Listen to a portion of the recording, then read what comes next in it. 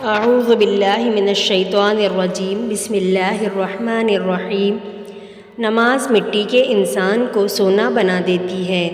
انسان کے غصے میں عجیب منافقت ہے۔ اپنے سے طاقتور کے سامنے کنٹرول کر لیتا ہے، لیکن اپنے سے کمزور پر غصہ کرنے میں بالکل بھی دیر نہیں کرتا۔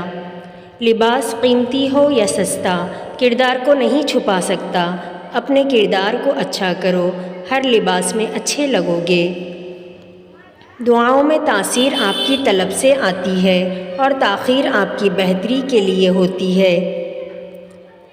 حسد کرنے والے سے بدلہ نہ لیا کریں، اس پر ترس کھایا کریں۔ وہ ایسا انسان ہوتا ہے جو آپ کے جلائے بغیر ہی جن بھل کے راکھ ہو رہا ہوتا ہے۔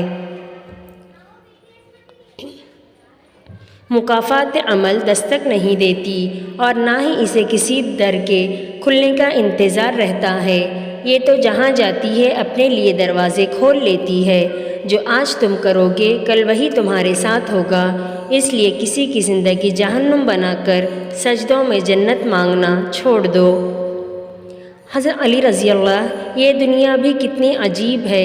ایماندار کو بے وقوف، بے ایمان کو عقل مند اور بے حیا کو خوبصورت کہتی ہے۔ عورت سر پر دوپٹہ رکھنے سے عورت اللہ کی رحمت کے سائے میں رہتی ہے۔ بہت خوبصورت بات ہے زندگی میں خود کو کبھی کسی کا عادی مت بنانا، کیونکہ انسان بہت خود غرض ہے۔ جب آپ کو پسند کرتا ہے تو آپ کی برائی بھول جاتا ہے، اور جب آپ سے نفرت کرتا ہے تو آپ کی اچھائی بھول جاتا ہے۔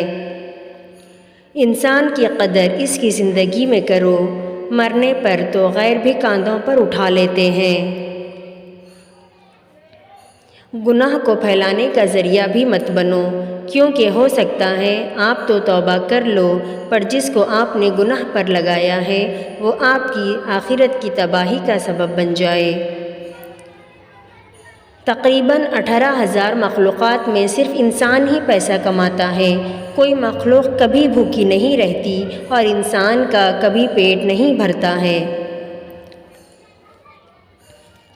قرآن کہتا ہے، پھر وہ تمہاری من پسند چیز تم تک لائے گا مقررہ وقت پر، اور تم حیران رہ جاؤ گے۔